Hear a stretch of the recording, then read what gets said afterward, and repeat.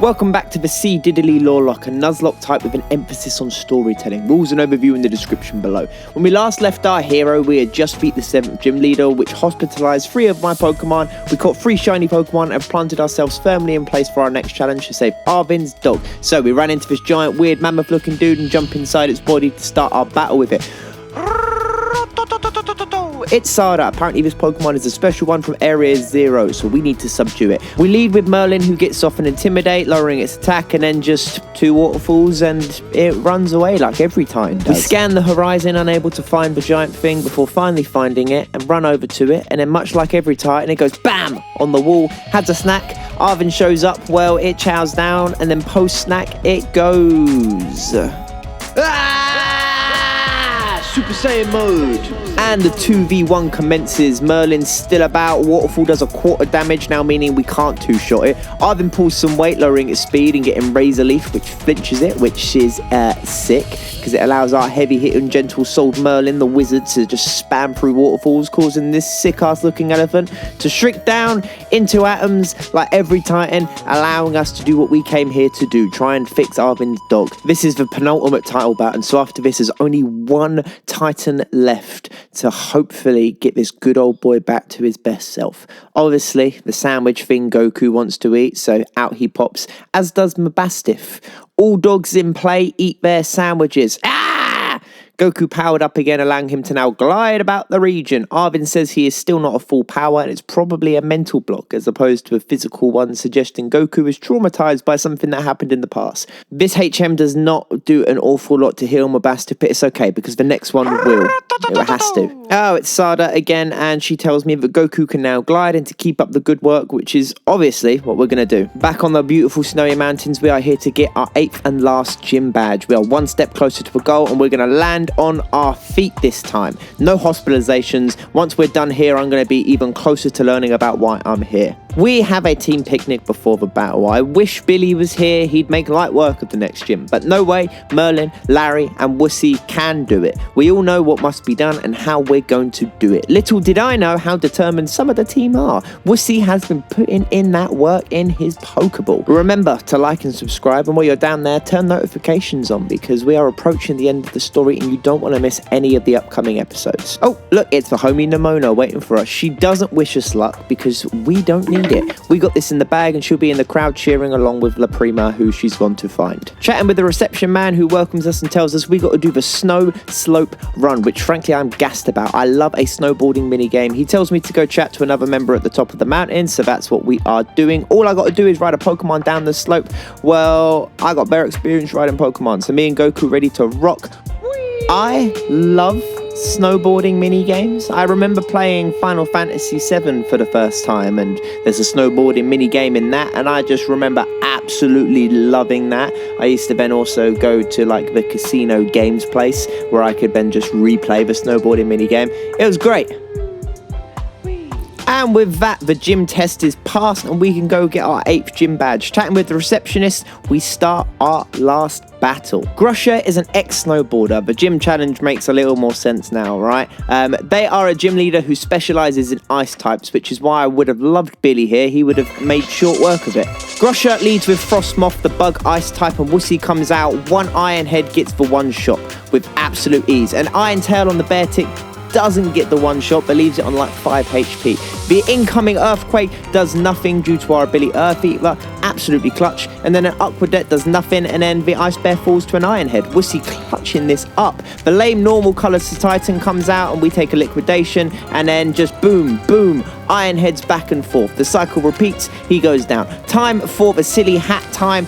Ice Hat goes on, Ulterior, we take a soft Hurricane, leaving us with a 1/4, and an Iron Head does half damage. Wussy popped off, but I'm not willing to let him go down after that performance. So we swap in No Way, who takes a Hurricane, gets confused, but then dodges the attack.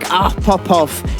Gets through the confusion, lands a body slam, which also paralyzes this ice hat wearing burp, snacks out of confusion, 1 more body slap, takes down the bird, winning us gym badge number 8. Oh yeah! We take our mandatory selfie with Grusha, and as we leave the gym, we bump into the homie Nimona and La Prima. Nimona is obviously gassed as hell about the fact that we've completed the gym challenge because it means that we can have a real battle sooner rather than later. I'm just excited to kill that fucking duck. I've not forgotten about that. The Prima tells me I can now challenge the Elite Four, shows me a photo of it so I kind of know where I'm going. Nimona tells me to hurry up so that we can have a full-out champion battle, but we've got some other stuff to take care of before we do that. Sorry, girl. The Prima tells me she's excited for our eventual battle and then leaves. We'll see. What a performance from our Titan, huh? So we have decided to upgrade their name from Wussy to Goatee. What an absolute legend. I am proud of you, Orph One. Our Gabite Demi evolves into a Garchomp, which is always a cool addition to any team, but he isn't going to get any use. You're not going to see him again. I just love Garchomp. I miss the homies. I miss the people that we do not currently have on our team. So we go on a healing mission. We start off with Lady going back to where we first met to overlook the area that she was born and to reminisce on the battles and trials we have shared together. I think now would be a good time for you, the viewer, to also think about a Pokemon that you cherish, that you've had great experiences with.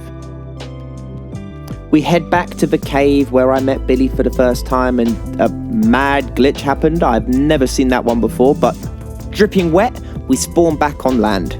Woo! We take Billy back to where it all started. We have had such a journey together, from meeting till now.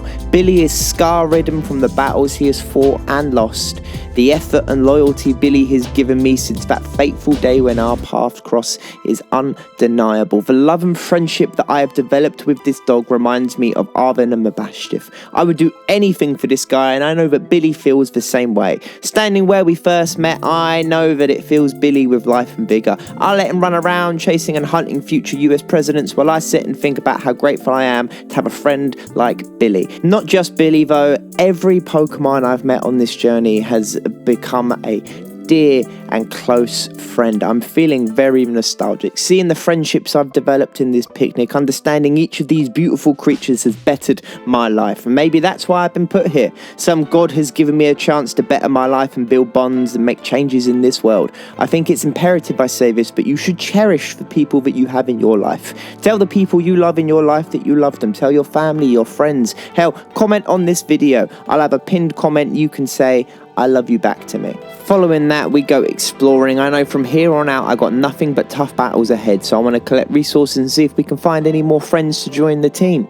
Speaking of, Girafarig joins the team, and then we head north. At the northernmost point in the country, we bump into a very regular, ordinary student, Director Clive.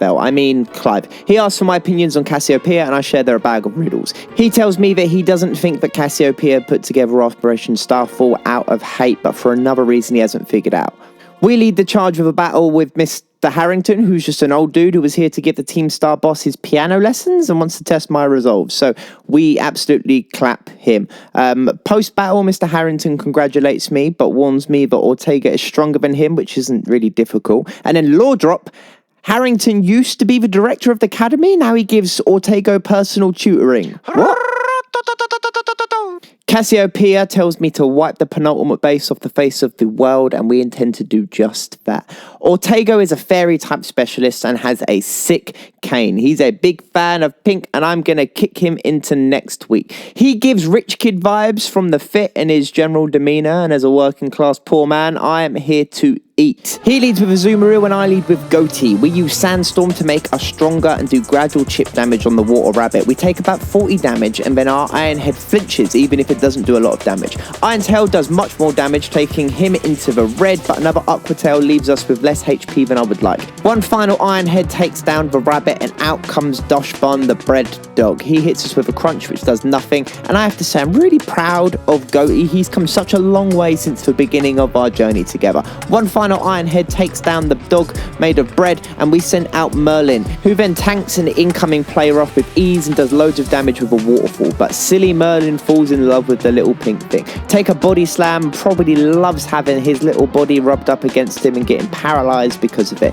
We send Goatee back in again to tank the incoming body slam, get paralyzed, take a play rough, ridiculous RNG because we're paralyzed again. The RNG in this fight is not in my favor because we are going to get paralyzed again. Finally, the RNG gods work in our favor though, because we can finally take down this wiggly, tough, because it sure was. Goatee then takes a very light fall to the damn car, so Merlin comes back out for a cheeky intimidate to get that attack drop. We tank a steel roller and hit back with a waterfall, before Magical Talk does a stupendous amount of damage and gets the confusion. We hit our waterfall, thankfully, and then swap out into Billy, who takes a moderate amount of damage from Magical Talk and then does moderate damage back with Flamethrower. We get confused, but it doesn't matter because Billy be built different, and he is going to hit through his confusion and land another Flamethrower. Boo! We then hit another one which just misses out on the kill, and then a Magical Talk just knocks Billy's out. He's done an excellent job as always. Eevee comes in to finish the job with one flower trick and the car goes down. Not the easiest battle ever, but we have completed it. I fear for the safety of my friends. So far, Death escapes the team. Hospital trips are frequent, but Death, she has not whispered much yet. I was right, Ortega is a rich kid. He's bullied because of it, because he just tries to buy his way out. Here's a mandatory selfie. Obviously, regular student Clive is like, yo, why you do this? And Mr. Harrington is all like, hey, former director here, my bad. Yes, bullying was a problem. T-Star fixed that with their little stunt, and the entire staff faculty was so disgusted by our job performance and lack of ability to safeguard these children, we all quit, as did the students who were doing the bullying. And then one student was like, hey, I'm responsible, please only punish me. So I said, yeah, fuck off back to your home country of Gala for 18 months to reflect on your actions, stay out of trouble. Oh yeah, Ortega, Team Star can't continue like this. You need to go back to school and you need to live a normal life with your friends. And Ortega was all like, friendship, my treasure, yes. Woo. Cassiopeia asks if we did it, and we say yes. They say some sus stuff and ask us to forget about it, so we do. As customary, she sends us some bands. 10 this time. Penny rocks up and gives us our stuff and tells me that she is counting on me to beat the last base. Obviously, that's the plan. Thank you so much for watching. If you watch this far, like and subscribe. You've clearly enjoyed it. And I will see you in the next one. Have a good day. The next one's sad.